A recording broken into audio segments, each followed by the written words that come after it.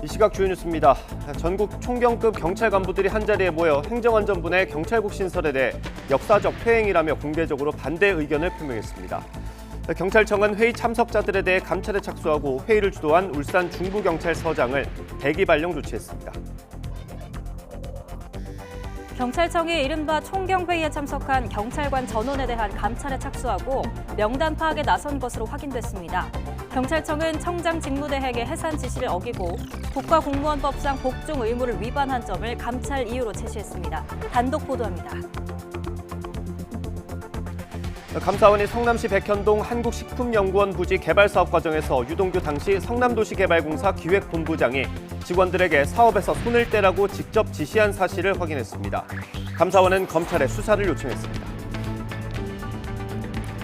당대표에 도전하는 이재명 의원 관련 여러 의혹을 수사하는 경찰이 김혜경 씨의 법인카드 유용 의혹 사건 수사 결과를 다음 달 중순쯤 발표할 것을 공개적으로 밝혔는데 공교롭게도 이때가 민주당 전당대회를 불과 보름 남긴 시점이라 정치권에선 벌써부터 파장이 일고 있습니다.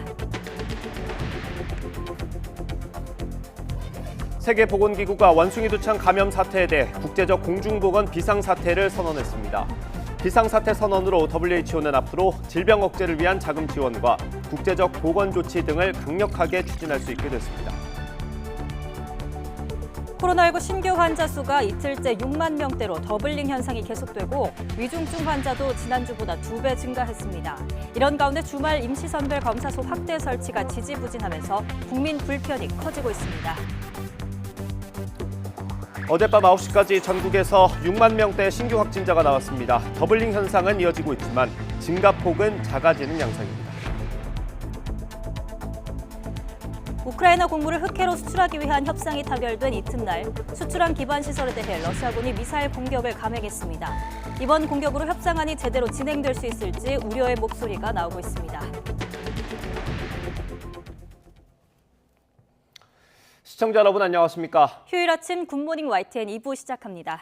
경찰국 신설에 반발하는 경찰서장급 간부들이 사상 처음으로 총경회의를 열었습니다. 전체의 60% 정도가 동참한다는 의사를 밝혔는데 정부의 경찰 통제안에 반대한다는 입장을 공식적으로 확인했습니다. 황윤태 기자의 보도입니다. 전국에서 모인 총경들이 회의장 안으로 들어갑니다. 이들을 격려하는 무궁화 화분들이 양쪽으로 길게 늘어섰습니다. 다음 달 2일 예고된 경찰국 신설 등 행정안전부의 경찰 통제안에 대한 입장을 공식적으로 밝히기 위해 한자리에 모인 겁니다. 경찰서장급인 총경회의가 열린 건 경찰 역사상 처음입니다. 하루아침에 2달 만에 이렇게 경찰 제도를 졸속으로 바꾸려는 이런 시도는 어떤지 우리가 한번 잘 살피고 국민의 인권과 직결된 경찰의 중립을 총경들이 몸으로 막아내겠습니다. 회의에 직접 참석한 총경은 50여 명, 150명은 화상으로 회의에 참여했는데 무궁화 화환을 보낸 총경까지 포함하면 360명 가까이가 동참 의사를 밝힌 겁니다. 전체 총경 가운데 60% 정도입니다. 이들은 4시간가량 진행된 회의 결과 행안부의 경찰국 신설을 역사적 퇴행으로 규정하고 반대 입장을 공식적으로 밝혔습니다. 또 행안부 장관의 경찰청장에 대한 지휘규칙 역시 법치주의를 훼손한다고 규정했습니다. 국가경찰위원회를 실질화해서 격을 높이고 정치적인 중립을 더 강화해서 민주적으로 민주적인 그 통제를 받는 것은 우리가 언제든지 환영하는데 이렇게 장관의 통제를 받는 방식으로 하는 것은 과거로 회귀한다 하는 그런. 이 같은 입장은 적절한 절차를 통해 윤익은 경찰청장 후보자에게 전달하기로 했습니다. YTN 황윤태입니다. 경찰청은 이번 회의에 참석한 간부들에 대한 감찰에 착수한 걸로 확인됐습니다. 해산하라는 지시를 어겼다는 이유입니다. 이와 함께 경찰은 회의를 주도한 서장에게 즉시 대기 발령 조치를 내렸습니다. 이준엽 기자의 단독 보도입니다. 경찰청은 전국 경찰서장 회의가 끝나기도 전에 입장을 발표하고 움직임에 나섰습니다. 참석한 총경들이 모임을 강행한 것에 대해 엄정하게 조치할 것이라며 경고하면서도 총경급 이상 지휘부를 대상으로 워크숍을 열고 현장 방문도 하면서 제도 개선 공감대를 설득하겠다는 유화책도 제시했습니다.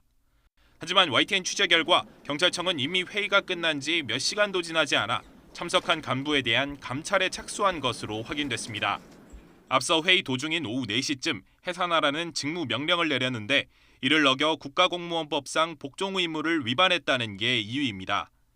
이미 감찰 첫 단계로 현장에 온 50여 명 총경 전원 색출에 나섰습니다. 현장에 온 직장협의회 관계자나 화상회의로 참석한 총경은 감찰 대상에서 빠졌습니다. 회의를 주도한 류사명 울산 중부경찰서장에게도 대기 발령이 내려졌고 후임 인사가 같이 이루어졌습니다. 류 전 서장은 회의 전날까지도 오는 25일 경찰청장 대행과 오찬을 하며 회의 결과를 전달하기로 했다며 하루 만에 경찰청이 감찰과 인사 발령 등 강경 대응으로 급선회한 데에 대해 강한 유감을 표명했습니다. 제가 지금 이렇게 딱 하나 이렇게 함으로써 이 지금 인사권을 가져가면 무슨 일이 있는지 그대로. 앞서 전국 경찰서장 회의는 류 전 서장을 회장으로 경찰서장 협의회를 구성하고 후속 회의나 행동도 예고했던 상황. 전면으로 경찰청이 저지에 나서는 모양새가 되면서 파장은 작지 않을 전망입니다. YTN 이준엽입니다. 국민의힘은 경찰국 신설 반대를 논의하기 위해 일선 경찰서장을 맡는 총경급 간부들이 전체 회의를 연 것과 관련해 정부의 엄중한 대처를 주문했습니다. 박형수 원내대변인은 어제 논평에서 경찰 지휘부가 자제를 촉구하고 해산을 지시했는데도 모임이 열렸다며 이같이 촉구했습니다. 이어 행정안전부의 경찰국 설치는 법률이 규정하고 있는 행안부 장관의 인사제청권을 실질화, 구체화하기 위한 거라며 경찰서장들이 집단행동으로 이런 정부 정책의 취지를 왜곡하는 건 매우 부적절하다고 강조했습니다. 더불어민주당은 사람에 충성하지 않는다던 윤석열 대통령이 경찰의 굴종을 강요할 수는 없다며 행정안전부의 경찰국 신설 시도를 당장 중단하라고 촉구했습니다. 오영환 원내대변인은 서면 브리핑을 통해서 윤석열 정부의 경찰 장악 시도가 사상 초유의 경찰서장 회의를 열리게 했다며 이같이 밝혔습니다. 이어 경찰서장 회의가 열린 단 하나의 이유는 권력이 아닌 국민만을 바라보고 국민의 일상을 지키겠다는 뜻을 전하기 위한 것인데도 이상민 행안부 장관과 윤익은 경찰청장 후보자는 국민의 우려와 경찰의 정당한 항의를 묵살했다고 지적했습니다. 친윤계 핵심으로 꼽히는 국민의힘 권성동 당대표 직무대행과 장제원 의원이 최근 잇따라 파열음을 내고 있습니다. 당사자들은 갈등설을 부인하고 있지만 원조 윤핵관 사이의 미묘한 기류에 당 안팎에선 우려의 목소리가 나오고 있습니다. 강진원 기자의 보도입니다. 이른바 윤핵관의 두 축인 권성동 직무대행과 장제원 의원은 여당 내 친윤계 모임인 민들레 출범을 놓고 처음 부딪혔습니다. 장 의원 주도로 당내 세력화가 이루어지는 것 아니냐는 보도가 잇따르자 권 대행이 공개적으로 제동을 걸고 나선 겁니다. 개파로 비춰질 수 있거나 또 다른 그런 당적 협의체로 비춰질 수 있는 그런 오해를 살 소지가 있는 의원들의 모임은 지양하는 것이 맞다. 국민의힘 의원이라면 누구나 참여할 수 있는 만큼 오해가 있는 것 같다는 장 의원의 해명에도 여지는 계속됐습니다. 결국 한 번 형제는 영원한 형제다라며 장 의원이 민들레 불참을 선언한 뒤에야 논란은 사그라들었습니다. 하지만 두 사람의 갈등설이 다시 수면 위로 떠오른 데는 그리 오랜 시간이 걸리지 않았습니다. 이준석 대표가 징계받은 이후 권성동 원톱 체제를 놓고 양측의 생각이 다르다는 뒷말이 정치권에 퍼진 겁니다. 장 의원이 공개적으로 입장을 밝힌 적은 없지만 조기 전당대회를 통한 새 지도부 선출을 선호한다는 얘기가 여당 의원들 사이에 돌았습니다. 급기야 지도체제를 놓고 원조 윤핵관이 갈라선 것 아니냐는 관측까지 나오자 두 사람은 전격적으로 만나 불화설을 일축했습니다. 불화설 관련해서 얘기 나눈 적이 없어요. 불화 갈등 없다고 어저께 얘기했잖아요. 평상시와 같이 만나서 대화하고 농담하고 옛날 얘기도 하고 대화를 나눴습니다. 그러나 이것도 잠시뿐. 장 의원은 불과 사흘 뒤 대통령실 사적 채용 논란을 해명하는 과정에서 나온 권 대행의 발언을 꼬집어 저격했습니다. 권 대행이 지적을 겸허히 수용하겠다며 한 발 물러서면서 확전은 피했지만 장 의원의 지적에 대해서 겸허히 제가 수용을 하고 또 당내 의원님들이나 당원들의 비판에 대해서도 열린 마음으로 듣도록 하겠습니다. 당 안팎에선 경고음이 터져나왔습니다. 윤핵관을 대표하는 두 사람이 뭐 이러쿵저러쿵 얘기 나오는 게 우리 국민들한테는 마땅치 않게 들리실 거다 이렇게. 두 분 다 막중한 책임과 실제 영향력을 갖고 있다고 보기 때문에 그 어떤 이 방법론의 차이 같은 거는 뭐 가급적이면 내부 토론으로 해주시고요. 한마디로 윤석열 대통령의 핵심 측근으로 꼽히는 두 사람이 오히려 국정 운영에 부담으로 작용할 수 있다는 지적입니다.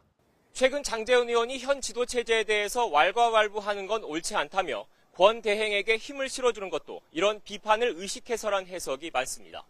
하지만 이준석 대표에 대한 경찰 수사 상황과 맞물려 당권 경쟁이 본격적으로 시작될 경우 진짜 형제의 난이 벌어질 수 있다는 관측도 제기되고 있습니다.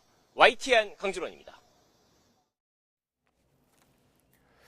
다음 달 열리는 더불어민주당 전당대회 본경선에 나설 후보가 이번 주에 결정됩니다. 유력 당권 주자인 이재명 의원이 1위로 예비 경선을 통과할 거란 전망엔 이견이 없는데 나머지 본선 티켓을 두고는 안개 속 혈투가 한창입니다. 권민석 기자가 보도합니다.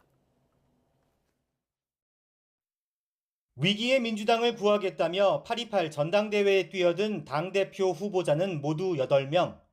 이 가운데 본선 티켓을 거머쥘 진출자 3명이 오는 28일 컷오프 예비 경선에서 결정됩니다.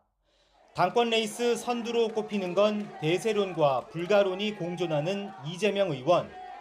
강력한 팬덤 지지를 바탕으로 여론조사 30%에서 비교 우위 경쟁력을 가진 만큼 안정적 통과를 점치는 시각이 지배적입니다. 이 의원은 동시에 국회의원과 지역위원장 등이 주축인 중앙위원 70% 투표에서 상대적으로 빈약한 당내 기반 확충에 주력하고 있습니다. 의원들과 면대면 접촉을 늘리고 영호남을 발로 뛰며 중앙위원 표심 공략에 힘을 쏟는다는 전략입니다. 반칙과 특권 없는 세상을 만들려는 그 꿈을 이기는 민주당을 통해서 제가 실현해 가도록 노력하겠습니다. 남은 본선 두 자리 주인공을 놓고는 우열을 가리기 어려운 초접전 양상입니다.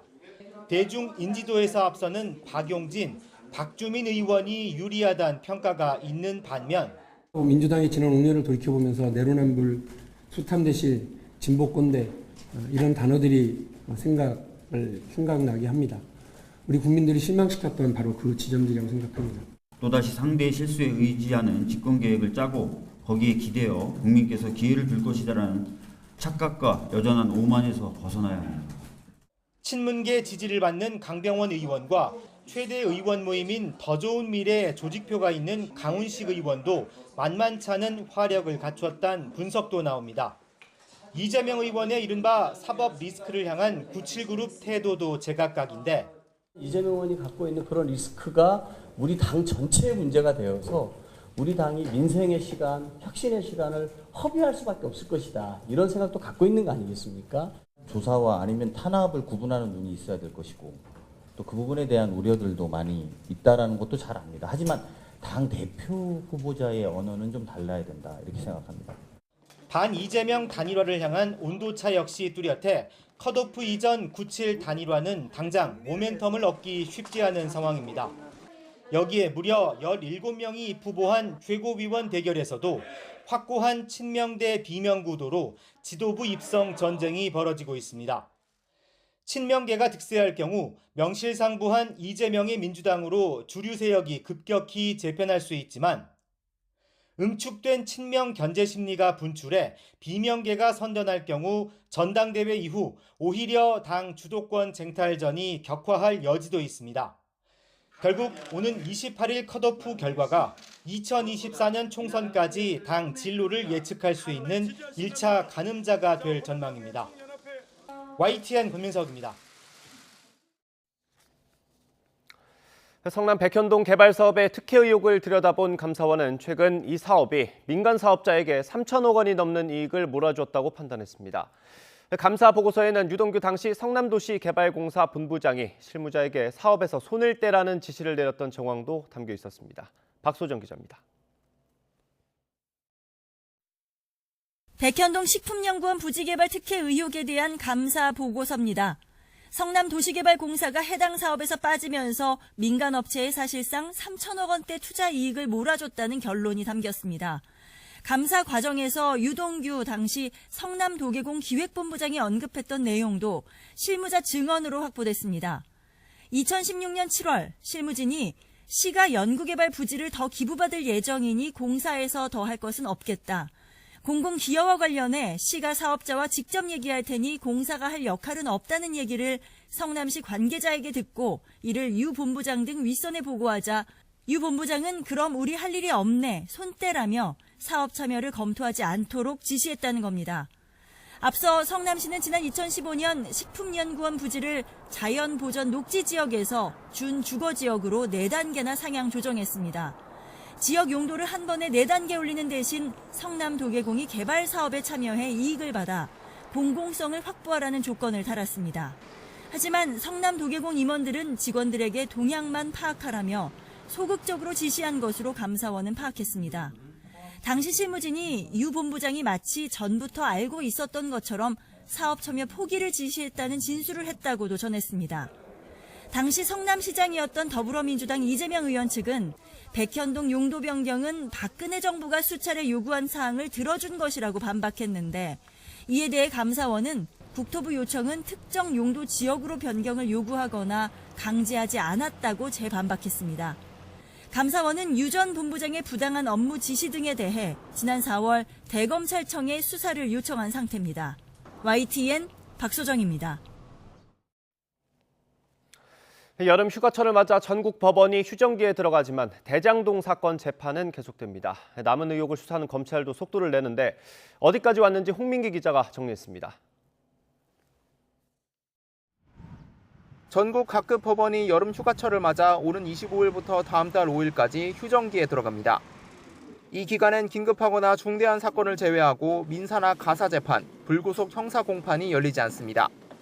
이재용 삼성전자 부회장의 경영권 부정승계 의혹 재판과 조국 전 법무부 장관의 자녀 입시 비리 의혹 사건 재판 역시 중단됩니다.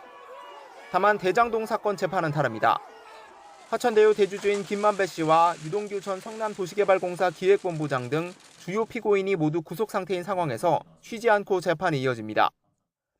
검찰은 지난 재판에서 초기 대장동 개발 사업에 참여했던 정모 씨를 증인으로 불러 정 씨가 돈다발을 쌓아둔 채 웃으며 대화하는 모습이 담긴 23초 분량 영상을 재생했습니다.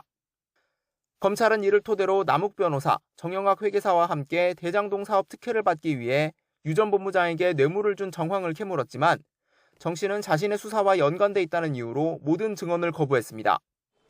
대장동 개발 사업에 도움을 주고 뇌물을 챙긴 혐의로 구속 기소된 곽상도 전 의원의 재판도 이어지는데 지난 재판에 이어 아들 광모 씨가 증인으로 나와 화천대유에서 받은 퇴직금 50억 원의 대가성 여부에 대해 증언할 예정입니다.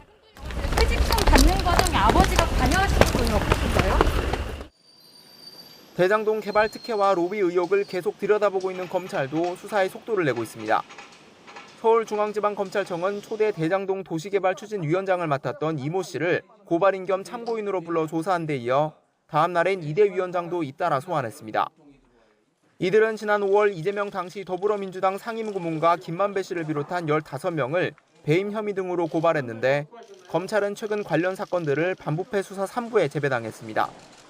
이에 따라 이재명 당시 성남시장을 포함한 윗선들이 위법한 사업계획을 눈감아줬다는 의혹에 대해서도 검찰 수사가 확대될지 관심이 집중됩니다. YTN 홍민기입니다. 51일 동안 이어진 대우조선해양 협력업체 파업이 극적으로 마무리됐지만 갈등의 불씨는 여전히 남아있습니다. 회사 추산 8천억 원의 손해가 쌓였고 원청과 하청 노동자 사이 감정의 골도 깊어졌습니다. 이번 협상으로 매듭짓지 못한 문제들을 김민성 기자가 정리했습니다.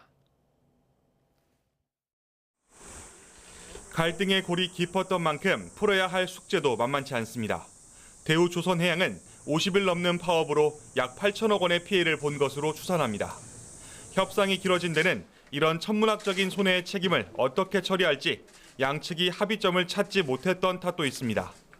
노조는 임금 인상폭을 양보하는 대신 조합 임원 5명에게만 손해배상 책임을 물어달라고 요구했는데 답을 받지 못했습니다. 결국 공개 합의서에는 민형사상 소송 면책 여부가 빠졌습니다. 경찰이 협력업체 노동자 9명에 대한 체포영장을 신청했는데 이 역시 또 다른 뇌관이 될 수 있습니다. 이 사태가 엄중하기 때문에 이 사태를 해결해야 된다는 그런 판단으로 민형사 면책 관련해서는 남은 과정을 남겨놨다. 노노 갈등도 표면화됐습니다. 하청 노동자 중심의 총파업 대회에 맞서 대우조선 정규직 노조가 파업 중단을 촉구하는 맞불 집회를 연 겁니다. 원청 노조는 금속 노조 탈퇴 여부 투표까지 붙였는데 이런 대립의 밑바탕에는 국내 조선 산업에 구조적 모순이 깔려 있다는 분석이 나옵니다. 다단계 하도급 같은 게 너무 많아서 하청 근로자들은 뭐 거의 최저임금밖에 못 받는 거거든요. 그 단계를 정부가 나서 가지고 그걸 많이 줄여줘서 그래서 이거를 이 정규직과 하청업체 사이의 이 격차 차이를 많이 줄여야지. 공권력 투입 가능성까지 언급되다 가까스로 봉합된 갈등. 진정한 상생으로 가려면 앞으로 많은 난관을 넘어야 합니다. YTN 김민성입니다. 대우조선 내 경영이 정상화되려면 앞으로 1, 2년이 중요한 고비가 될 걸로 보입니다. 새롭게 수주한 선박이 영업 실적에 반영될 때까지 시간이 필요한데 그 기간에 적자 구조가 계속되며 하청 노조의 파업이 재연될 우려도 있습니다. 보도에 박홍구 기자입니다. 대우조선해양은 올해 상반기 선박 수주 잔량을 기준으로 보면 삼성과 현대중공업에 이어 세계 3위 조선소입니다. 이 기간에 7조 4,500억 원어치를 수주하며 올해 목표의 67%를 달성했습니다. 하지만 이 같은 수주 실적이 경영 성과로 이어지려면 2년 정도를 기다려야 합니다. 올해 계약을 하면 이 배가 선주품에 안기는 게 기본적으로 한 1년 반에서 2년 정도 걸린다. 선종마다 좀 다릅니다. 좀 더 길어지는 배들도 있고. 대우조선해양은 지난 2015년 세계 조선업계에 장기 불황이 시작된 이후 공적 자금이 투입되며 혹독한 구조 조정을 겪었지만 아직도 적자에서 벗어나지 못하고 있습니다. 지난해에는 1조 7,500억 원의 영업 손실을 기록했고 올해 1분기 부채 비율은 547%에 달합니다. 이렇다 보니 직원들 임금은 깎이고 하청업체의 근로조건은 더 열악해졌습니다. 이번 파업도 최저임금 수준으로 내몰린 하청 노동자들의 불만이 폭발한 것입니다. 대개 조선업은 한 60% 70% 정도를 하청업 인원을 쓰고 한 30%만 자기네 그 정규직을 사용을 하고 있어요. 원 하청 간의 임금 격차가 워낙 커서 조선업은 특히 뭐 2배, 3배 이렇게 되기 때문에. 하지만 대우조선의 자금 여력을 고려할 때 근본적 해결책을 기대하기는 어려워 이번처럼 극단적 파업 사태가 또다시 재현될 수 있습니다. 따라서 정부 차원에서 정규직과 하청 노동자 간 격차를 해소할 수 있는 방안을 찾는 노력이 필요할 것으로 보입니다. YTN 박홍구입니다.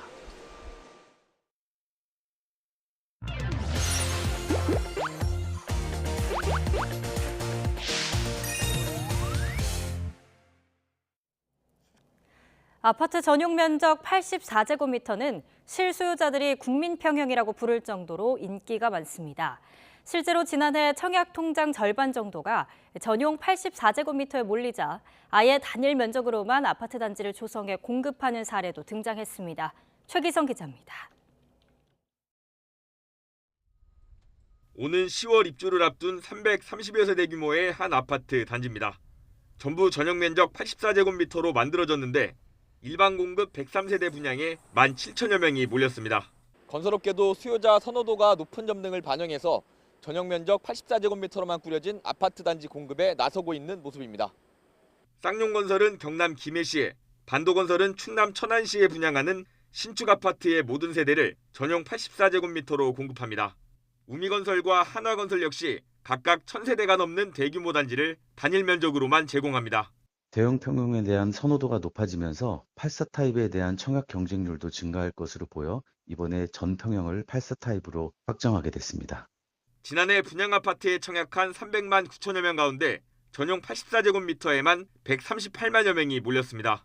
전체 청약 수요 중 절반에 가까운 수치입니다. 매매 시장에서도 단위 면적당 평균 거래 금액은 차이를 보입니다. 올해 상반기 전국 전용 면적 전체 단위 면적당 평균 실거래가는 412만 원이지만 84제곱미터는 458만 원으로 46만 원 더 비쌉니다. 서울은 격차가 87만 원으로 더 벌어집니다. 부동산 업계에선 실수요자 대부분이 3, 4인 가구 인정과 코로나19 영향 등이 작용했다고 분석합니다. 주거 실태 조사 결과 인당 주거 면적이 33제곱미터 이상이고 평균 가구 원수가 2.3명인 점, 코로나19 이후 재택근무가 늘어나고 종합 감안하면 84제곱미터가 주거 트렌드로 가장 적합합니다. 건설사들은 면적에 따라 동호수를 나눌 필요도 없고 미분양 위험도 줄일 수 있는 전략이라고 평가합니다. 다만 입지가 좋은 서울이나 경기도 같은 수도권 중심부보다는 지방이나 광역시 외곽 지역에서 주로 공급이 이뤄질 걸로 전망합니다. 특히 지방사업지 일반 분양의 경우에는 부동산 경기 침체로 인한 미분양 리스크를 줄이기 위해 소비자 선호도가 높은 전용 84제곱미터 분양 물량이 늘어나고 있는 추세입니다. 집값이 오르면서 실거주 중심으로 수요가 증가할수록 단일 면적 단지 공급도 늘어날 것으로 보입니다. YTN 최기성입니다. 연일 최고 물가 상승률을 기록 중인 미국에선 유학생들도 한숨이 날로 깊어지고 있습니다. 항공권과 월세, 식비 등 무엇 하나 안 오른 게 없는 데다 떨어질 줄 모르는 원달러 환율까지 큰 부담으로 다가온 건데요. 미국 LA에서 김은경 리포터가 한인 유학생들을 직접 만나봤습니다. 지난달 소비자 물가 상승률이 9%를 돌파하며 1981년 이후 최고치를 기록한 미국. 치솟는 물가에 유학생들도 직격탄을 맞았습니다. LA에 유학 중인 조미애 씨는 갈수록 오르는 월세에 한숨이 절로 나옵니다. 방 없는 스튜디오형 아파트 월세가 최근 50만 원 넘게 오르면서 생활비 부담을 덜기 위해 친구들과의 만남도 줄였습니다. 가격은 월달 2,500불이고 지금 근 2년 사이에 엄청나게 집세가 올라서 좀 힘든 상황입니다. 예전에는 사람들도 많이 만나고 밖에서 그랬는데 지금은 그런 것들도 자제하고 있고. 하지만 외식을 줄여봐도 만만치 않은 식료품 값이 발목을 잡습니다. 장을 보려고 하면은 고기값과 야채값이 너무 올라서 한국에서 들어오는 많은 식품들이 기름값에 값이 올라가서 너무 비싸져서 참 밥을 해먹기가 어려운 상황이 되었어요. 국제 유가 상승과 공급 부족으로 급등한 항공권 가격도 유학생들에겐 큰 부담입니다. 유학 4년차 미아 씨는 여름방학을 맞아 한국에 잠시 들어갈 계획이었지만 오를 대로 오른 비행기표 가격에 애꿎은 예매 사이트만 들락날락하고 있습니다. LA와 인천으로 가는 왕복 항공권이 많게는 $2,900, 우리 돈 380만 원을 넘었기 때문입니다. 코로나 이전에는 거의 1,300불이면 왕복으로 갈 수 있는데 요즘은 2,000 이상을 생각을 해야 되니까 그 부분에서도 되게 이제 한국 가는 게 되게 망설여져요. 미국에 남아도 막막하긴 마찬가지. 물가는 치솟는데 학생 비자로 체류하는 경우 공식적으로 일자리를 가질 수 없다 보니 늘어난 생활비를 감당하지 못하기 때문입니다. 떨어지지 않는 원달러 환율도 걱정입니다.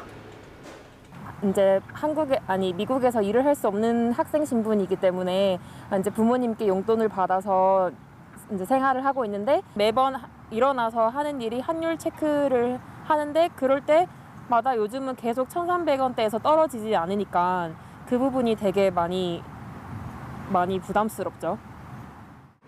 코로나19의 여파로 해마다 미국 내 한인 유학생 숫자가 감소하고 있는 가운데 물가 고공행진까지 겹치면서 미국에 남아있는 유학생들의 고심이 깊어지고 있습니다. 미국 LA에서 YTN 월드 김은경입니다. 40여 년 만에 가장 가파른 인플레이션을 경험하고 있는 미국에서 최악의 상황은 지났다는 긍정적인 분석이 확산하고 있습니다. 월스트리트 저널은 현지 시각 23일 최근 인플레이션이 진정되고 있다는 정황이 포착되고 있다면서 시장이 주목하는 각종 통계를 소개했습니다. 미국 소비자들이 가장 민감하게 생각하는 휘발유 가격은 지난달 중순 갤런당 5.02달러로 정점을 찍은 뒤 10%가량 하락했고 상품 거래 시장에서 옥수수 선물 가격은 지난달 중순 이후 27%가 빠졌으며 밀 선물 가격은 5월 중순 이후 37% 떨어졌습니다. 한국은행은 지난 13일이죠. 기준금리를 0.5%포인트 올리는 빅스텝을 사상 처음으로 단행했습니다. 세 차례 연속 기준금리를 인상한 것도 전례가 없는 상황인데 말입니다. 0.5%포인트를 올리자는 제안, 이전 금융통화위원회에서는 소수 의견으로조차 나오지 않았다고 하는데요. 한 번에 50bp 이상을 인하한 적은 있지만 50bp를 올리는 것은 이번이 처음이라 무거운 책임감을 느끼면서 내린 결정이라는 점을 무거운 책임감이라는 말 무척이나 인상적으로 들리는데요. 지난달 소비자 물가 상승률이 1998년 외환위기 이후 처음으로 6%대로 높아지고 그 속도도 빨라지는 상황 속에서 시중에 흐르는 돈의 양을 조절해서 물가 안정이라는 목표를 달성하고자 평소보다 더 큰 폭으로 기준금리를 올리게 된 겁니다. 그렇다면 한국은행이 결정하는 정책금리인 기준금리는 어떤 방식으로 결정되는 걸까요? 기준금리는 한국은행의 최고 의사결정기구인 금융통화위원회, 일명 금통위 회의를 통해 결정됩니다. 금통위의 인원 구성은 한국은행 총재와 부총재 등 당연직 금통위원 2명과 한국은행 총재, 기획재정부 장관, 금융위원회 위원장, 대한상공회의소 회장, 전국은행연합회 회장이 각각 추천하고 대통령이 임명한 총 7명으로 구성되는데요. 과거에는 통화정책방향 결정회의를 매월 개최해서 기준금리를 결정했는데요. 2017년부터는 미국 연방준비제도, 유럽중앙은행 등과 마찬가지로 1년에 총 8번 개최하고 금리를 결정하고 있고요. 이 회의에 금통위원이 5명 이상 출석하고 출석한 위원 중 절반이 넘는 과반수가 찬성하면 기준금리가 결정되는 겁니다. 기준금리는 통상적으로 0.25%포인트씩 오르고 내리는데요. 그렇다면 0.25%포인트라는 조정폭은 어떻게 만들어지는 걸까요? 이는 미국의 1980년대 상황에서 비롯됐다고 합니다. 당시 미국은 2번의 오일 쇼크로 물가가 치솟는 상황이었는데요. 당시 연준 의장이었던 폴 볼커는 극단적 인플레이션을 잡기 위해 기준금리를 한 번에 4%포인트를 올렸다고 합니다. 이로 인해 시중은행 금리가 20% 가까이 올라가는 등 사람들은 고금리에 시달리기도 했다는데요. 볼커의 후임으로 임명된 앨런 그린스펀은 금리를 0.25%포인트씩 소폭 조정하는 이른바 베이비 스텝을 취해 볼커와는 사뭇 다른 금리 정책을 펼쳤고 이후 통화정책의 충격을 최소화하기 위한 이런 그린스펀의 점진적 방식이 정례화되어 0.25%포인트 또는 그의 배수로 금리를 조정하게 된 것입니다. 하지만 최근 들어 0.25%포인트의 불분율이 깨지는 상황이 발생하고 있는데요. 기준금리를 한 번에 0.5%포인트 인상하는 빅스텝, 0.75%포인트 인상하는 자이언트 스텝, 무려 1%포인트 인상하는 울트라 스텝이란 용어가 등장하는 상황입니다. 금리 상승으로 돈의 흐름을 잘 잡아 물가가 안정되면 다행이지만 시중은행의 금리도 함께 올라 부채가 있는 사람들의 이자 부담 역시 커질 수밖에 없습니다. 그렇다 보니 이른바 영끌족들을 우려하는 기사들도 쏟아지고 있는 상황인데요. 원인은 기준금리의 오름폭 이상의 대출금리 상승에 있습니다. 일반적으로 시중은행은 한국은행 기준금리에 각각의 은행들이 책정하는 가산금리를 더해 대출금리를 산정합니다. 여기서 말하는 가산금리는 리스크 관리 비용, 목표 이익률에 의한 마진, 가감조정 정결금리 등의 합산으로 계산되는데요. 다만 시중은행의 가산금리를 책정하는 기준이 제각각이고 산정 방식 역시 투명하지 못하다는 지적이 있습니다. 이에 신임 이복현 금융감독원장은 금리 상승기에 은행이 지나친 이익 추구를 한다는 경고성 메시지를 전하기도 했는데요. 금융당국의 이자 장사라는 비판이 있음에도 한국은행의 빅스텝 영향으로 주택담보대출금리는 7%대로 올라설 전망입니다. 코로나 상황 등으로 이어진 저금리 기조의 편승에 가즈아를 외치던 일부 투자자들이 급격한 금리 상승에 따른 국면 전환으로 갑즈아를 외친다는 요즘입니다.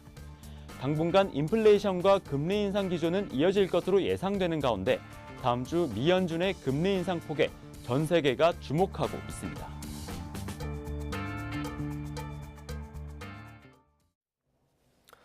세계보건기구 WHO가 원숭이 대창에 대해 국제공중보건 비상사태를 선언했습니다. WHO는 발원지인 아프리카에서 다른 지역으로 빠르게 번지는 만큼 세계 각국의 경각심을 갖고 대처하라는 의미라고 밝혔습니다. 강성욱 기자입니다. WHO가 원숭이 두창에 대해 최고 수준의 공중보건 경계 선언을 내렸습니다. 이번 발표에 앞서 두 차례 소집된 보건 전문가 긴급회의에서 참석자들은 비상사태 선언에 부정적이었지만 거브레예수스 사무총장은 직권으로 비상사태 선언을 결정했습니다. We have an outbreak that has spread around the world rapidly through new modes of transmission about which we understand too little and which meets the criteria in the international health regulations. 국제 공중보건 비상사태가 선언되면 WHO는 질병 억제를 위한 연구와 자금 지원, 국제적 보건 조치 등을 강력하게 추진할 수 있게 됩니다. 공중보건 비상사태는 과거 신종인플루엔자 A와 에볼라 바이러스 등에도 내려진 바 있습니다. 지금은 코로나19와 소아마비에 대해서만 유지되고 있습니다. 원숭이 두창은 손과 얼굴에 발진이 생기고 고열과 두통, 림프절 부종 등의 증상을 동반합니다. 대부분 가벼운 증세로 끝나지만 드물게 중증으로 진행되는 사례도 보고되고 있습니다. 원숭이 두창은 아프리카의 중부와 서부 지역에서 수십 년 동안 유행했지만 지난 5월부터 유럽과 북미 지역에서 확산하기 시작했습니다. 특히 동성애 성관계를 즐기는 남성들 사이에서 빠르게 번지고 있습니다. 최근에는 70여 개 국가에서 15,000여 명이 감염된 것으로 추산되고 있습니다. YTN 강성욱입니다. 코로나19 재유행이 이어지는 가운데 어젯밤 9시까지 전국에서 6만 명대 신규 확진자가 나왔습니다. 어제 0시부터 밤 9시까지 전국에서 코로나19 확진 판정을 받은 사람은 모두 6만 3,282명으로 집계됐습니다. 그제 같은 시간대 집계치보다 2,600여 명이 적고 일주일 전보다는 1.63배 늘어난 것이며 토요일 밤 9시 기준으로는 지난 4월 16일 이후 14주 만에 최고치입니다. 조 바이든 미국 대통령이 코로나19 확진 판정 사흘째를 맞은 가운데 증상이 계속 호전되고 있다는 주치 판단이 나왔습니다. 바이든 대통령 주치 케빈 오코너 박사는 현지 시각 23일 언론에 공개한 소견서에서 맥박과 혈압, 호흡이 정상이고 산소 포화도나 폐 상태도 양호하며 다만 인후염과 콧물, 헛기침, 몸살 증상이 있다고 설명했습니다. 오코너 박사는 바이든 대통령이 치료를 잘 견뎌내고 있다면서 치료제인 팍스로비드 치료를 예정대로 이어갈 거라고 말했습니다. 또 바이든 대통령이 감염된 바이러스에 대한 유전자 염기서열 분석 잠정 결과 오미크론 하위 변이인 BA.5일 가능성이 가장 큰 것으로 보인다고 밝혔습니다. 15살인 미성년 제자와 성관계를 한 20대 공부방 선생이 뒤늦게 경찰 조사를 받았습니다. 피해 학생뿐만 아니라 부모까지 정신과 치료를 받아야 했는데 이런 성범죄는 반복적으로 이뤄지고 있습니다. 김혜린 기자입니다. 사랑한다. 결혼하자. 재작년 15살이었던 A군에게 공부방 선생 28살 B씨가 보낸 내용입니다. 연인들 사이에서 흔히 주고받는 메시지입니다. 이외에 테스트기를 썼는데 임신은 아니라는 등 성관계를 추정할 수 있는 내용뿐만 아니라 부모님에게 사귀는 것을 들키지 않게 메시지 알람을 끄라고 경고하는 내용까지 담겼습니다. 또 스킨십을 요구하고 음담패설을 일삼기도 합니다. 매일 새벽까지 공부방에 남거나 선생님으로부터 연락이 계속해서 오는 것을 수상히 여긴 A군의 부모는 몇 차례 선생을 따로 만나 물었지만 그때마다 그런 사이가 아니란 답변만 돌아왔습니다. 그걸 본 거죠. 아, 사랑해? 너는 왜 뽀뽀도 안 해줍니까? 이런 내용들이 이제 당연한 듯이 그게 말이 되는 소리입니까? 무슨 얘기를 하시는 거예요? 그건 있을 수 없는 일이에요. 결국 스트레스를 견디다 못한 A군의 실토로 B씨의 범행은 뒤늦게 드러났습니다. B씨는 미성년자 간음죄와 아동복지법 위반 혐의로 검찰에 넘겨졌지만 이 일로 A군과 그 가족은 정신과 치료까지 받아야 했습니다. 우리 아이를 왜 이 지경까지 만들고 필요 없으니까 허식장처럼 왜 버리냐고 이런 장난감도 아니고 잘못을 시인을 하고 있는지 정말로 좀 묻고 싶습니다. 집행유예 1년 이런 식으로 불구속으로 그냥 끝날 건지 수사가 굉장히 불안 속에서 지금 살고 있는 거죠. 미성년 제자를 대상으로 한 성범죄는 잊을만 하면 반복됐습니다. 아동 청소년 시설 관계자가 성범죄를 저지르면 가중처벌하는 법이 마련됐지만 성범죄를 저지른 선생은 지난 2018년 376명에서 2020년 476명까지 늘어나는 추세입니다. 전문가들은 사제지간이라는 특성상 피해자는 신뢰의 대상인 선생에게 성적으로 착취당하는 그루밍 성범죄의 대상이 되기 쉽다고 설명합니다. 절대적 보호를 받고 있는 아이는 보호를 하고 있는 사람에게 인정받고 싶은 욕구가 세상 절반 이상인데 그 지위를 이용해서 지금 아이들에게 접근하고 자기가 뭔가 제어하지 못했다라든가 자기가 잘못했다라고 하는 자책감을 훨씬 더 많이 갖게 되고 중고등학교 다닐 때 선생님을 되게 좋아하고 그래서 그 선생님과 결혼하고 싶다 이런 얘기하는 아이들 많이 있잖아요. 근데 그런 표현은 그 발달 과정에서 있을 수 있는 거라고 그런 심리들을 이용해서 아이들을 자신의 목적에 맞게 미성년을 대상으로 한 성범죄는 처벌이 점점 강화되는 추세입니다. 사후 처벌에 앞서 범죄 예방을 위한 성인지 교육 강화도 필요해 보입니다. YTN 김혜린입니다. 김건희 여사의 성상납 의혹을 추정한 김용민 평화나무 이사장이 검찰에 넘겨졌습니다. 서울 마포경찰서는 지난 21일 김 씨를 공직선거법 위반과 허위사실 적시에 의한 명예훼손 혐의로 불구속 송치했습니다. 김 씨는 지난 3월 자신의 SNS에 윤석열 대통령이 검사로 재직할 때 김 여사로부터 성상납을 받은 것 같다는 게시글을 올렸습니다. 같은 달 김건희 여사 팬카페 건사랑은 게시글을 문제 삼으며 김 씨를 경찰에 고발했습니다. 후반기 국회 원구성이 진통 끝에 마무리된 가운데 여야 핵심 인사들이 어느 상임위원회에 배치됐는지도 관심이 쏠립니다. 앞으로 당 차원에서 어떤 사안에 주력할지를 가늠할 수 있기 때문인데요. 김태민 기자가 짚어봤습니다.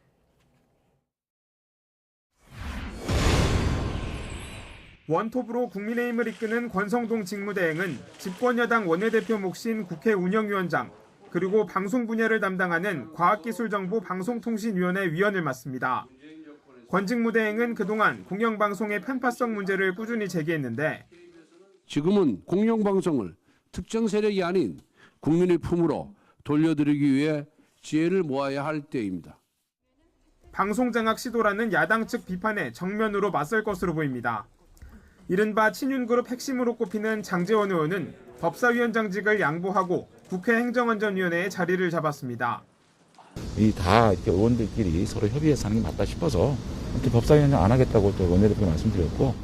최근 경찰국 신설 문제를 놓고 야당의 대대적 공세가 예상되는 분야인 만큼 장 의원이 원내 대응에 중심에 설 것으로 보입니다. 더불어민주당 지도부는 정부 여당의 안보 공세에 맞불을 놓을 수 있는 외교 안보 분야 상임위를 선택했습니다. 오선의 우상호 비상대책위원장은 다선 중진 의원들이 주로 포진하는 국회 국방위원회에 좀 이성을 갖고 얘기했으면 좋겠어요. 객관적 사실조차 부인하면서 북풍몰이를 한다는 게 말이 됩니까? 박홍근 원내대표는 당연직으로 맡는 국회 정보위원회와 함께 외교통일위원회에 들어갔습니다.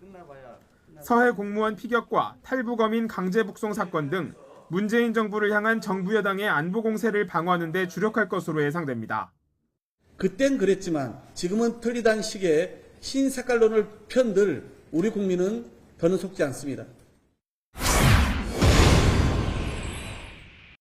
여야 차기 당권주자이자 대권 후보로 꼽히는 안철수, 이재명 의원 역시 각각 국회 외통위와 국방위를 선택했습니다.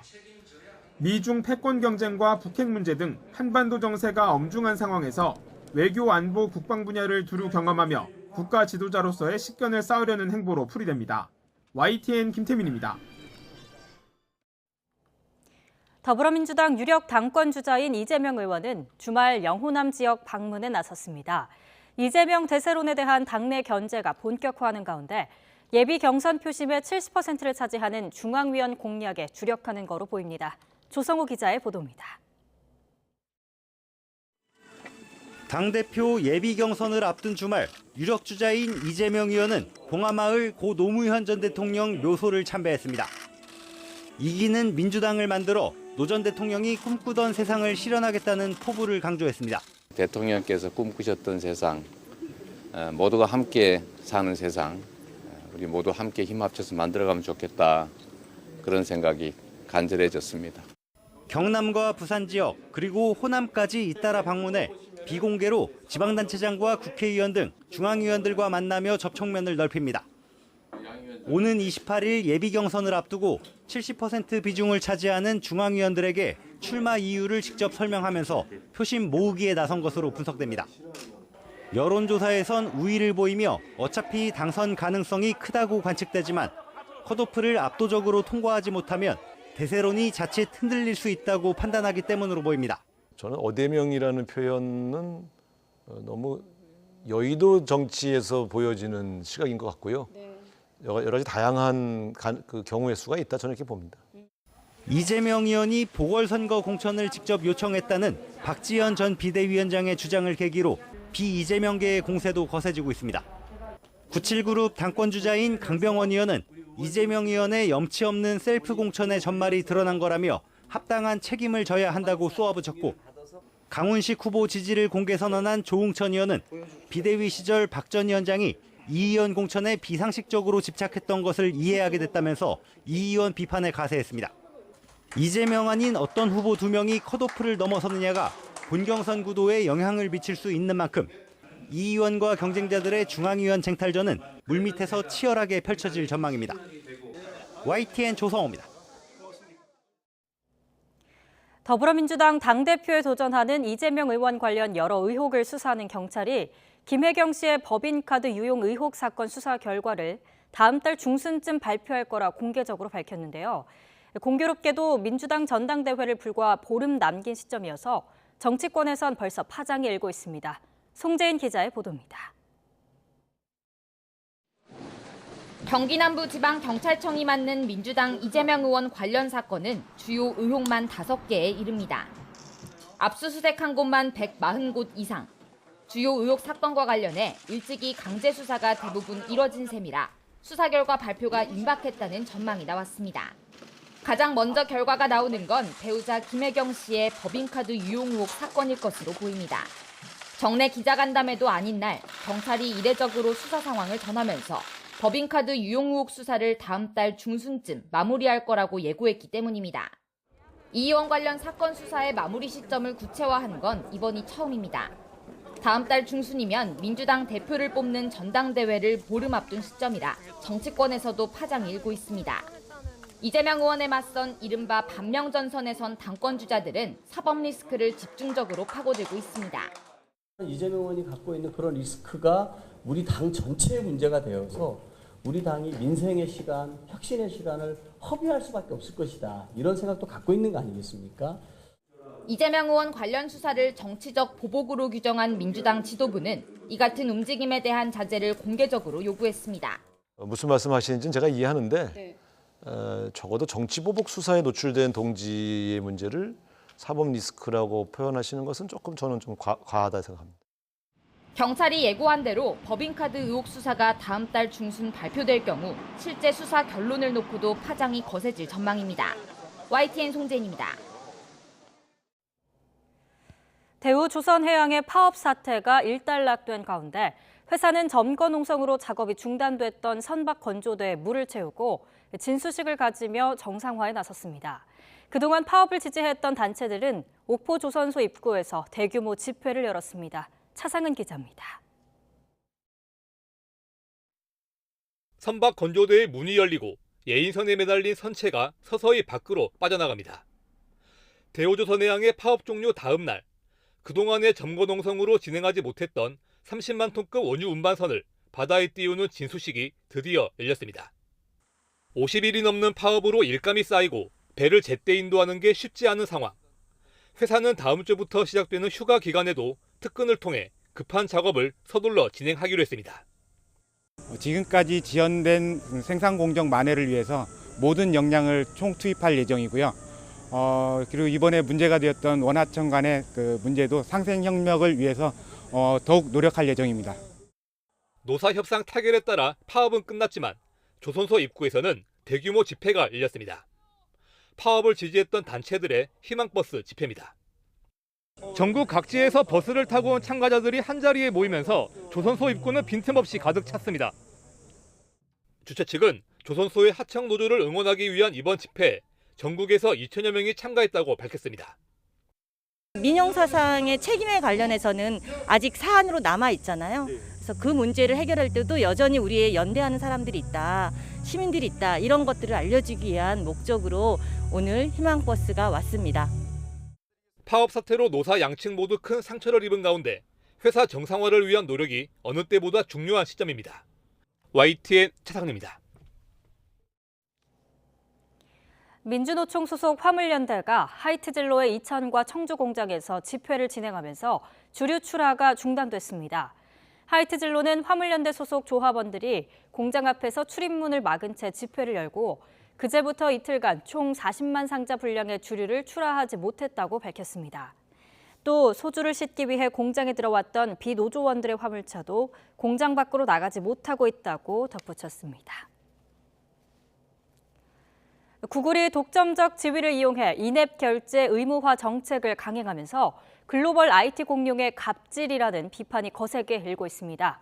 유료 앱을 팔 때마다 수수료 30%를 내라는 건데 가입자 4,700만 명의 카톡이 국내 업체의 대표 격으로 저항해봤지만 결국 무릎을 꿇었습니다. 보도에 이승윤 기자입니다. 갤럭시 등 안드로이드 스마트폰 이용자들은 유료 애플리케이션, 앱을 구매할 때 구글 플레이 스토어를 이용합니다. 구글은 이때 앱 제작 업체에서 판매가의 15에서 30%를 수수료로 받습니다. 이른바 인앱 결제입니다. 구글에서 강제로 이제 자기네들 플랫폼만 사용하게 해서 인앱 결제를 하는데 이제 저는 그거보다는 다른 플랫폼도 사용할 수 있게 좀 자율성을 보장해 주는 게 좀 더 낫지 않을까 하는 의견입니다. 수수료가 비싼 편이지만 구글의 논리는 자신들의 결제 시스템을 쓰기 때문에 보안성이 우수하다는 겁니다.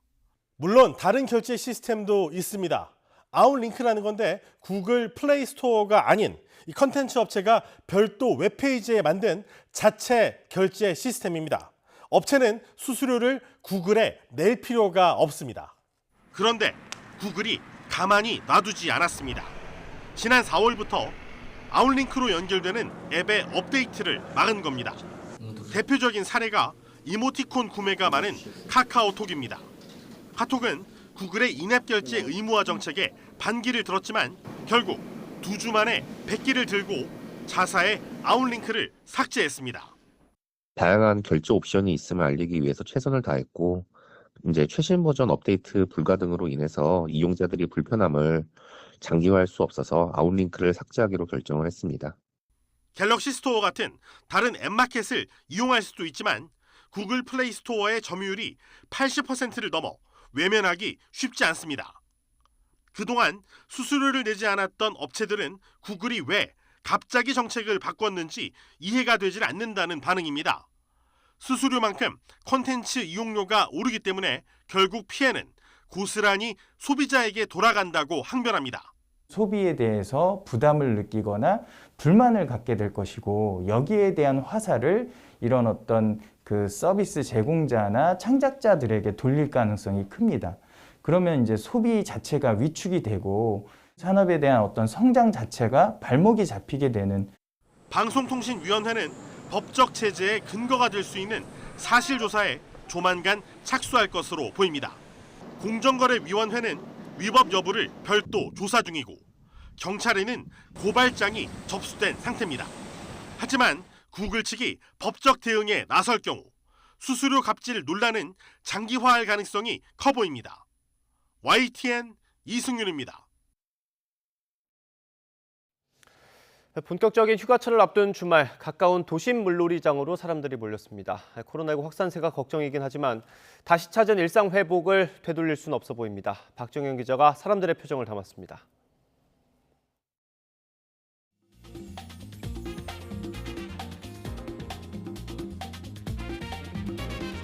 색색의 수영복을 입은 아이들, 그리고 갖가지 모양의 튜브들, 서로 엉켜 물 위를 둥둥 떠다닙니다.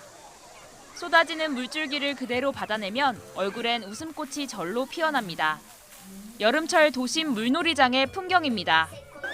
이곳은 코로나19가 확산하면서 지난 2019년을 마지막으로 한동안 문을 닫았었는데요. 지난 15일 3년 만에 다시 문을 열었습니다. 오랜만에 재개장이 반가운 만큼 이른 아침부터 물놀이장은 가득 차기 시작했습니다. 아이들에겐 특히 그야말로 이곳이 천국입니다. 어젯밤에 완전 좋아갖고 잠도 못 자고 오늘 빨리 일어나서 빨리 출발해서 이쪽에 왔어요. 어른들도 기분이 좋은 건 마찬가지입니다. 코로나 때문에 수영장을 작년, 재작년에도 못 가고 했었는데 이제 올해 3년 만에 안양천 물놀이장이 개장했다고 해가지고요. 그래서 오랜만에 애들이랑 수영장 왔는데 시원하고 되게 좋은 것 같습니다. 시원하게 뻗는 분수 물줄기에 아이들이 방방 뛰며 즐거움을 감추지 못합니다. 일기 한 장 빼곡히 채울 추억 만들기로 충분합니다. 저는 오늘 일기장 제목으로 파리공원 탐방기라고 할 거고요. 거기서 지안이와 재밌게 약간 물싸움 한 것들을 담아서 일화를 만들 거예요. 그래도 코로나19 확산세가 걱정되는 건 어쩔 수 없습니다. 가시고 확산된 모습이 너무 걱정이 되는데 또 아이들은 아이들대로 놀지도 못하고 힘들었으니까 좀 그래도 좀 조심해야 되지 않을까. 코로나 확산세에도 다시 거두기 힘든 여름철 일상 회복. 시민들은 조심조심 어렵게 찾은 일상을 만끽하고 있습니다. YTN 박정현입니다. 경남 창원에서 시민들이 차를 들어올려 밑에 깔린 어린이를 구했습니다. 7살 아이는 시민들의 도움으로 구조돼 병원 치료를 받고 있습니다. 이렇게 이웃을 구한 시민들의 얘기를 고재영 기자가 모아봤습니다. 7살 어린이가 깔려있는 승용차로 사람들이 달려갑니다. 여럿이 힘을 모아서 들어올리자 꿈쩍하지 않던 차량이 움직이기 시작합니다. 차 밑에 깔렸던 어린이는 시민들 덕분에 무사히 구조돼 병원에서 치료를 받고 있습니다. 아이를 구해낸 해군 부사관은 너나 할 것 없이 모든 시민이 달려와 힘을 모았다고 말합니다.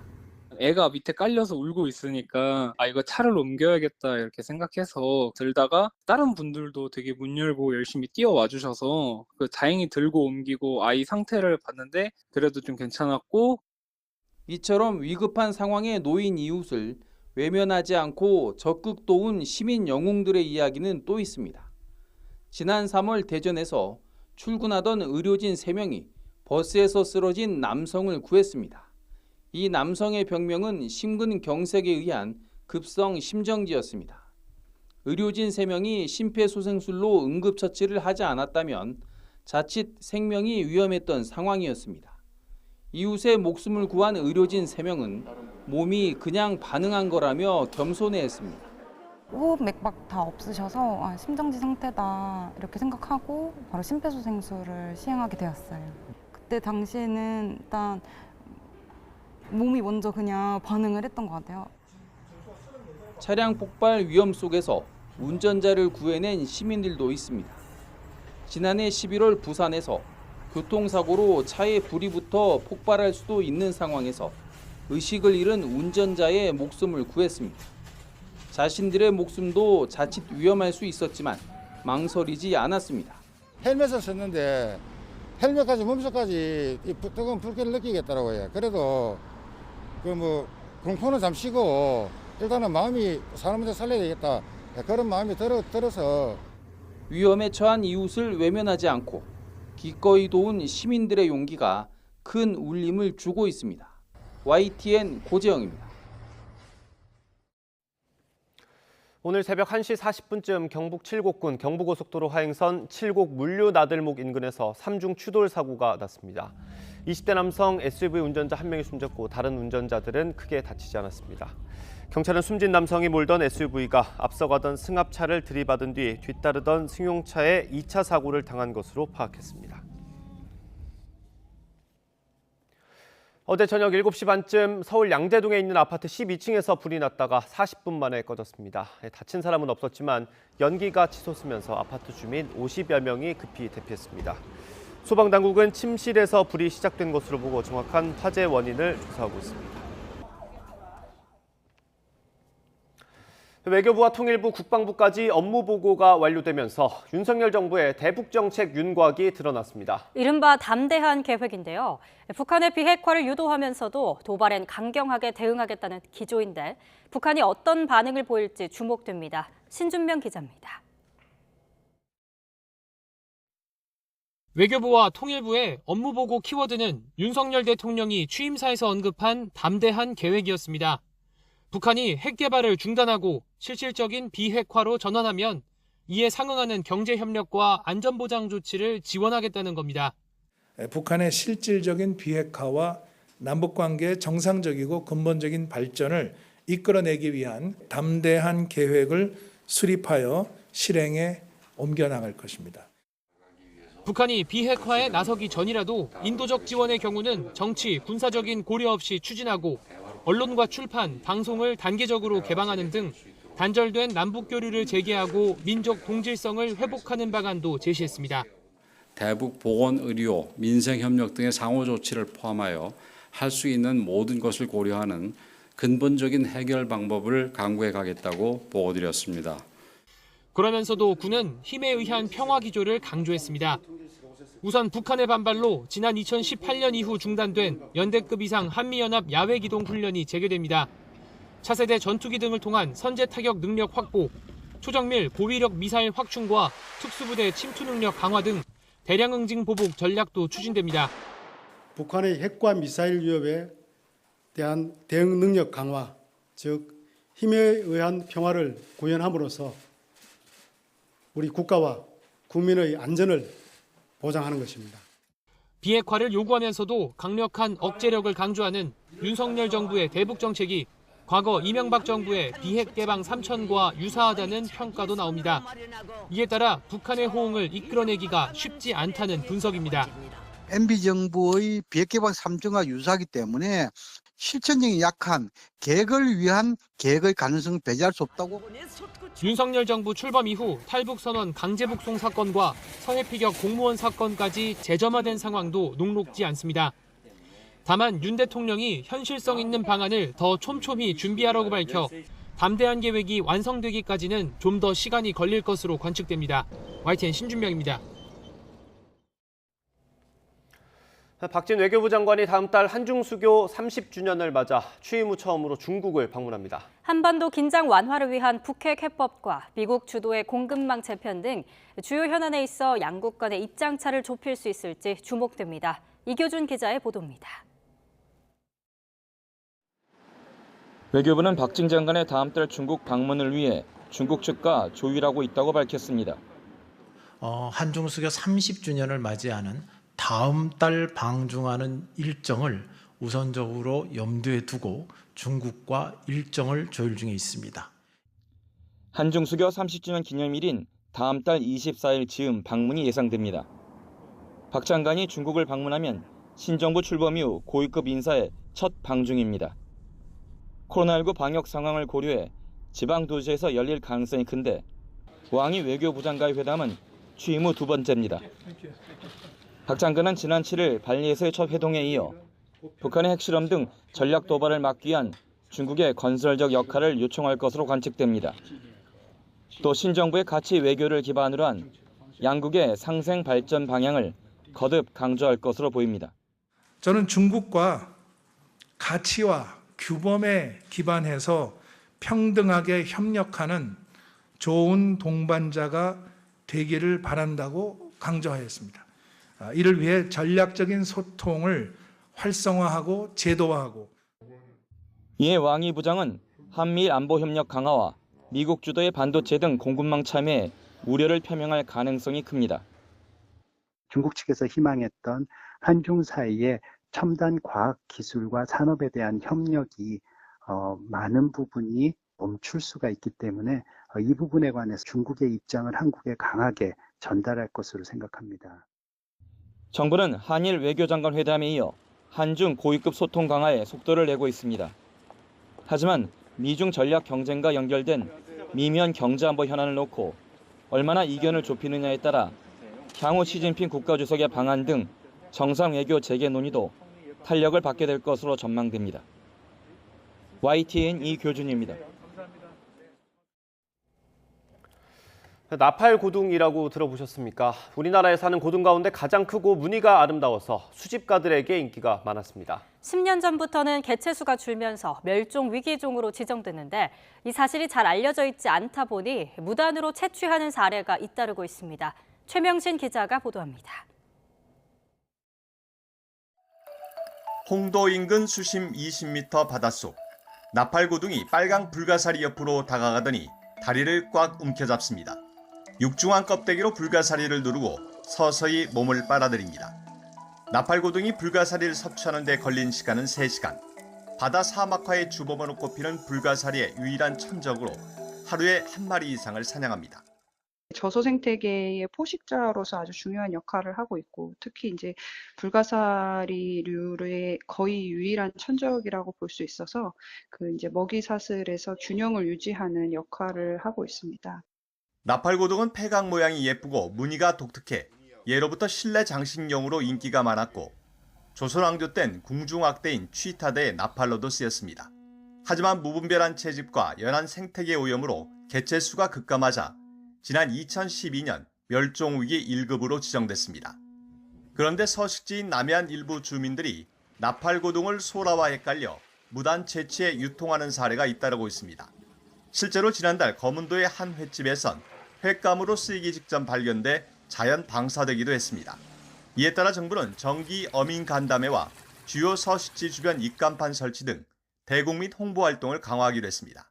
지역 주민들이 멸종 위기 종에 대한 인식이 부족한 부분을 알고 있고요.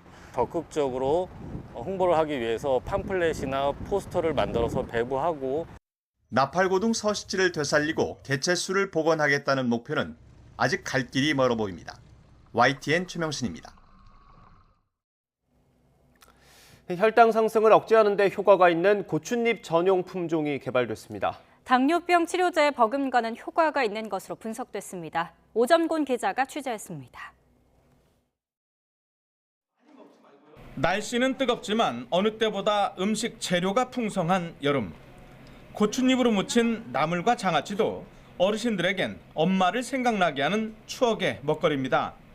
자주 드세요? 네, 고추가 자랄 때 칡지를 따가지고 어렸을 때 많이 엄마가 해줬던 기억이 있거든요. 네. 그래서 그 기억 때문인지 커서도 자주 먹게 되네요. 이 고추잎 속에 혈당을 떨어뜨리는 성분이 많이 들어있다는 것은 일부 알려진 사실. 네, 이번에 농진청에서 새로 개발한 원기 2호라는 고추 품종인데요. 혈당 상승 억제 효과가 큰 이 고추잎 전용 고추입니다. 지난 2008년 개발한 원기 1호를 교배한 뒤에 조직 배양을 통해서 혈당 상승 억제 효과가 3배 높은 신품종을 만든 겁니다. 혈당 강화 억제 활성을 분석한 결과 시중에서 판매되고 있는 당뇨병 치료제가 한 80% 정도 수준을 보였는데 저희가 개발한 원기 2호 추출물은 74.8% 정도로 당뇨병 치료제에 못지않은 수준으로. 고추 열매에서는 혈당 상승 억제 성분이 많이 나오진 않았지만 일반 풋고추처럼 섭취할 수 있습니다. 열매도 따고 이제 또 아무래도 기능성 잎도 이제 수확을 할 수 있다 보니까 두 가지 이제 병행하면서 이제 기존보다는 수익 증진에 좀 도움이 많이 될 것 같다고 느낍니다. 네. 식품 원료로 고추잎의 활용 가능성을 제시한 고추잎 전용 고추 원기 2호 연구 결과는 국제 학술지에 실리기도 했습니다. YTN 오점곤입니다. 이달 초부터 민선 8기 자치단체장의 임기가 시작됐습니다. 취임식 대신 현장을 돌면서 찾아가는 주민과의 대화를 하는 곳도 있습니다. 김범환 기자가 보도합니다. 행정복지센터에 주민들이 모였습니다. 다시 코로나 유행 조짐이 보이면서 모두 마스크를 썼습니다. 주민과 대화 자리에서는 건의사항이 본물을 이룹니다. 내년 2023년도부터서는 우리 유로 면민이 더욱 윤택한 환경에서 체력 증진을 하는데 많은 도움이 되리라 기대를 해보고 있습니다. 부근에 있는 면에서는 갑자기 코로나가 확산하면서 이장들만 참석했습니다. 딱딱한 취임식에서 벗어나 조심스럽지만 주민의 의견을 현장에서 듣기 위한 발걸음입니다. 웬 공사가 안 되겠다고 뭐라고 하시더라고요. 그런 것도 좋고요. 그런 것도 좋고 저런 것도 좋고 허심탄회하게 이야기해 주시면 감사하겠습니다. 새로 뽑힌 의장단과 의원들도 함께했습니다. 어떻게 해서 보통 국민들이 행복하게 살까 고민하면서 열심히 찾아뵙고 소통하고 집행부와 협력해서 우리 국민이 행복해질 수 있도록 최선을 다하는 의회가 되도록 하겠습니다. 자치단체는 민선 8기와 함께 시작한 찾아가는 국민과의 대화에서 나온 의견을 군정에 적극적으로 반영해 나갈 예정입니다. YTN 김범환입니다. 네, 요즘 돌문어나 흑돼지 같은 제주산 식재료로 만든 밀키트가 전국에서 호응을 얻고 있습니다. 여기에 제주 당근과 청귤이 포함된 건강제품과 백년초 해조류를 담은 화장품도 등장했는데요. 널리 활용되고 있는 제주의 원료들을 하은진 기자가 취재했습니다. 위생복을 갖춰 입은 사람들이 미리 손질해 소분한 식재료들을 차곡차곡 박스에 담습니다. 구입 후 간단히 조리만 하면 되는 간편식인 밀키트를 만들고 있는 겁니다. 돌문어와 흑돼지, 표고버섯 같은 제주의 고급 식재료들과 마늘과 양파, 당근 등 제주가 주산지인 재료들로 다양한 밀키트가 만들어집니다. 여기에 단순히 종이로 된 조리법뿐 아니라 동영상으로도 조리 과정을 담아 제공하면서 젊은 층에게 호응을 얻고 있습니다. 특히 청정제주의 다양한 식재료를 활용하면서 전국 곳곳에서 찾는 사람들이 늘었습니다. 튜라든지 뭐 이렇게 다양한 요리로 접하시니까 많이들 좋아하시고 일단 식재료에 대한 만족도가 되게 높으세요. 저희가 친환경 농산물을 직접 재배해가지고 좀 더 신선하고 더 깨끗한 그런 이제 건강한 밀키트를 만들기 위해서 구좌의 당근과 제주 청귤 추출물 등을 포함한 각종 건강 제품이 출시되면서 먹는 화장품이라고 일컬어지는 이너뷰티 시장에서도 제주의 원료들이 주목받고 있습니다. 또 톳과 모자반, 청각 등 해조류와 한라산 중턱에서 자라는 실령버섯, 백년초 등은 제주산 화장품으로 재탄생했습니다. 특히 오랜 경험을 바탕으로 제주의 원료와 기술을 해외로 수출하면서 고부가가치 창출의 모델로도 자리 잡았습니다. 밭에서 나는 당근, 그다음에 우리가 잡을 수 있는 제주도 달고기 생선들 이런 것들이 다 저희한테는 재료가 되고 고기는 물질이 되고 그다음에 원료가 되고 있습니다. 그다음에 또 해외로 나가서 저희가 매장 진출까지 해 있어서 지금은 상당히 글로벌하게 나가고 있는 브랜드가 됐습니다. 제주의 다양한 원료들이 각종 산업에 골고루 활용되면서 그 가치들이 새롭게 주목받고 있습니다. KCTV 뉴스 허은진입니다.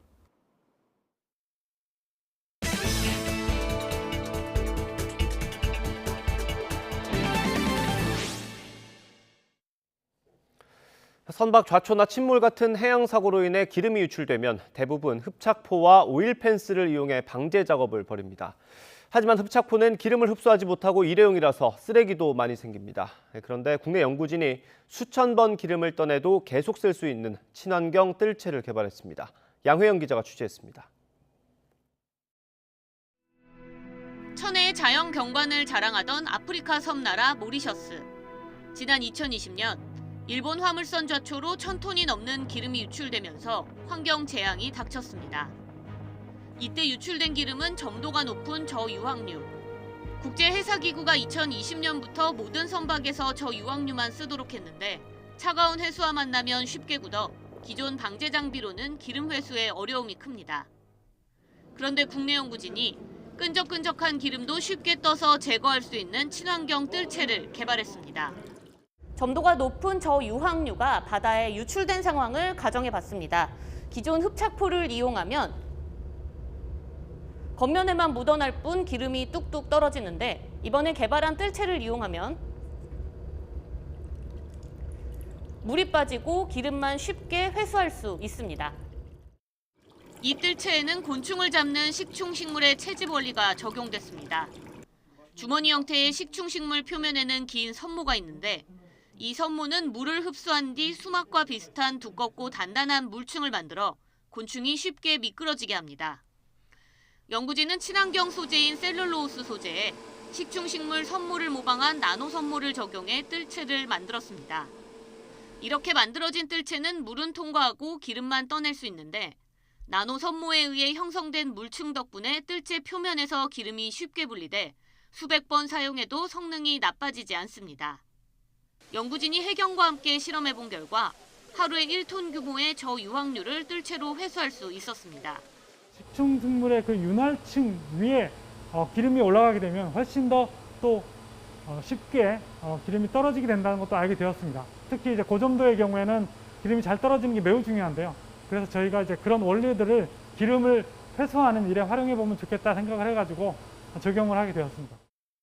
연구진은 뜰채뿐 아니라 해양 기름 제거용 장갑이나 작업 의류 등에도 개발한 기술을 적용할 수 있다고 설명했습니다. 또 해양에서 기름 회수를 자동으로 할 수 있도록 나노 선모 구조를 적용한 기계 개발 등 후속 연구도 이어가고 있습니다.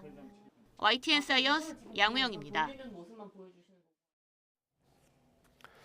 화려한 볼거리로 무장한 한국 대작 영화들이 올여름 관객들의 발걸음을 재촉하고 있습니다. 거북선의 외계인, 항공기까지 등장하는데 여기에 숨겨진 비밀을 최하영 기자가 들여다봤습니다. 지금 우리에겐 압도적인 승리가 필요하다. 왜군에 맞서 한산도 앞바다에 하객진을 펼친 이순신 장군과 조선수군. 51분 동안 이어지는 해상 전투는 영화 한산의 가장 큰 볼거리입니다. 그런데 여기에 숨겨진 비밀 하나. 실제로는 단 한 척의 배도 바다에 띄우지 않았다는 겁니다. 기술적인 지점에서 이제 노하우가 더 쌓이면서 이번 한산 노량, 특히 한산에서는 더더욱 이제 물에 배를 직접 띄울 필요가 없었어요.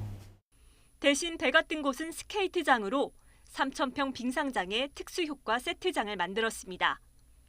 특수효과로 벌어지는 해전에 이순신 장군과 왜군의 수장 와키자카는 바다가 아닌 이곳에서 만났습니다. 박해일 선배님하고는 촬영장보다 횟집에서 만났고요. 수건들이다 보니까 만날 자리 바다 물고기. 여기 현실감의 진심인 영화도 있습니다. 항공기 테러로 무조건 착륙해야 하는 영화 비상선언입니다.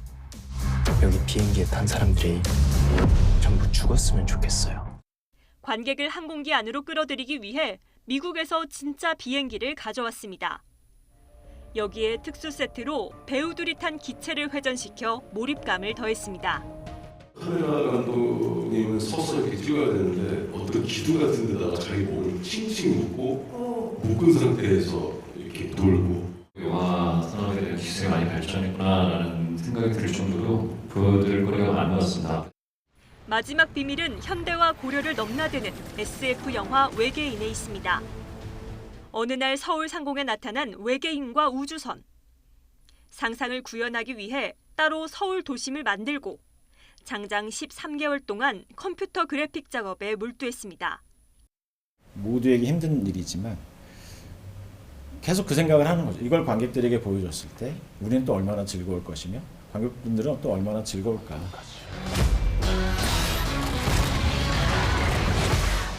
기술이 예술이 되는 시대, 한국 영화의 저변은 상상 이상으로 넓어지고 있습니다.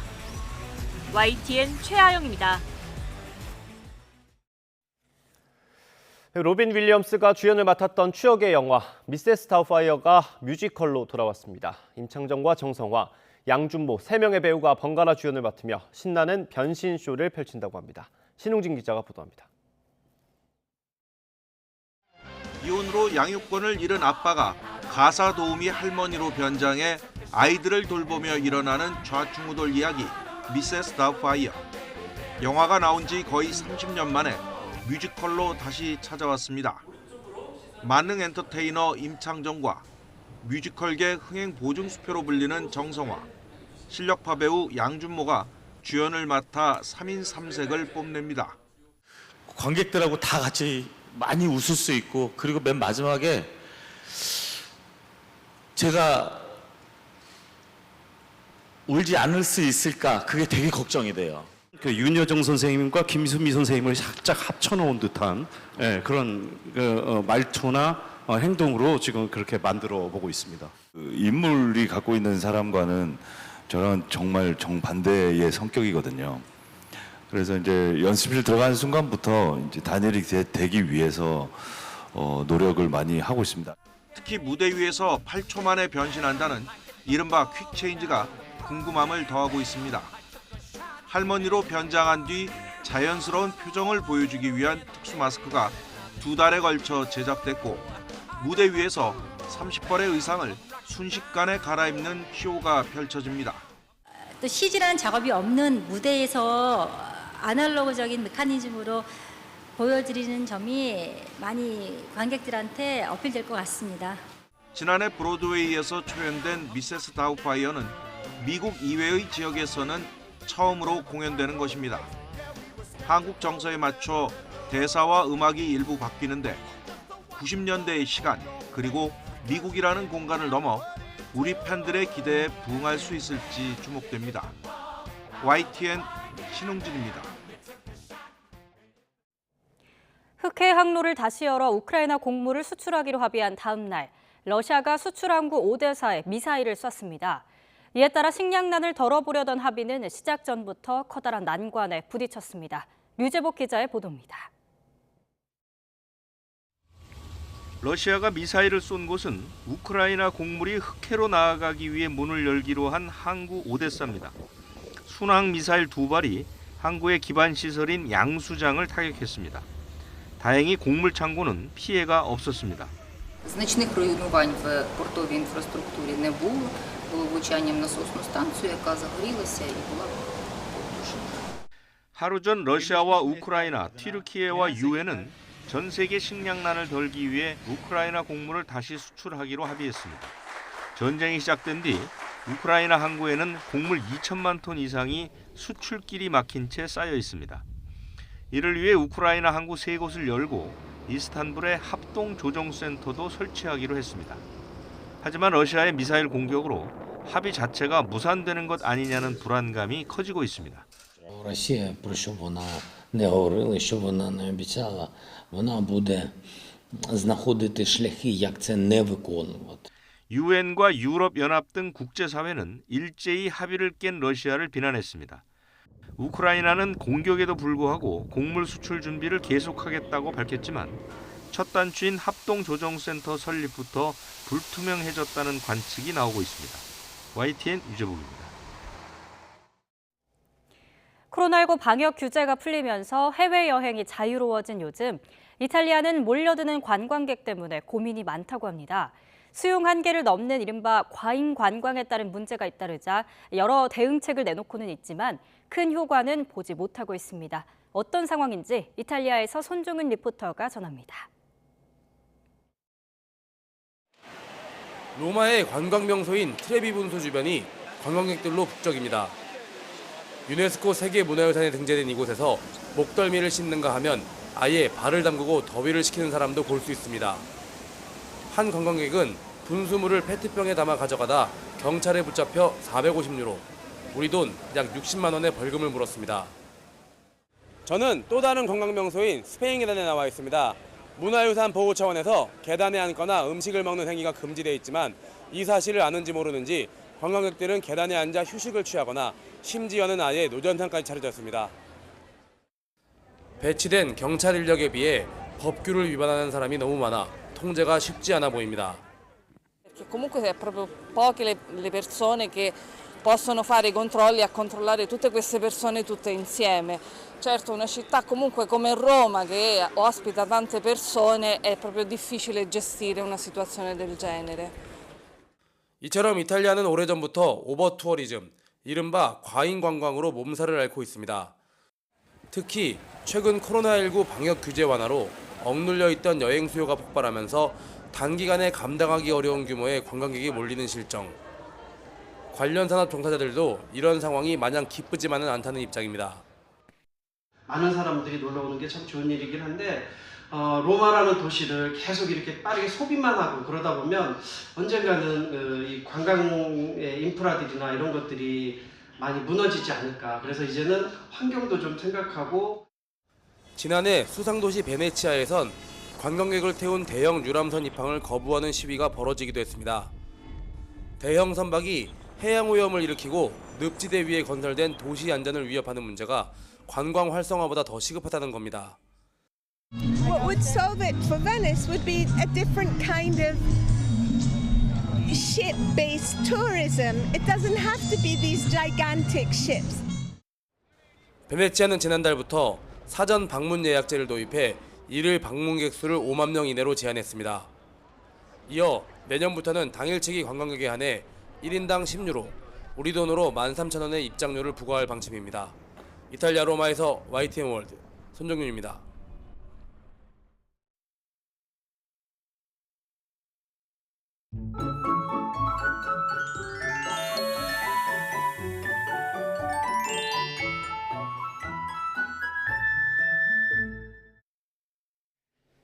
네, 현재 경남을 중심으로 강한 비가 오고 있습니다. 부산에는 시간당 20mm 이상의 세찬 비가 내리고 있는데요. 경남 해안과 제주도는 아침까지 돌풍과 벼락을 동반한 강한 비가 예상됩니다. 앞으로 경남 해안에는 최고 50, 서울 등 그 밖의 지방으로 5에서 20mm 정도의 비가 조금 더 올 것으로 보입니다. 제주도는 아침에 비가 그치겠고 남해안은 낮까지, 그 밖의 지방은 밤까지 비가 비가 오락가락할 것으로 보입니다. 현재 기온 살펴봅니다. 서울이 22.9도, 대구가 23.3도고요. 낮 기온은 서울과 춘천이 30도, 대구는 34도까지 오를 것으로 보입니다. 당분간 남부지방에 소나기가 자주 오겠고 중부지방은 본격적인 찜통더위와 열대야가 찾아올 전망입니다. 날씨였습니다. 이상으로 굿모닝 YTN 마치겠습니다. 잠시 후 뉴스와이드가 이어집니다. 시청해주신 여러분 고맙습니다.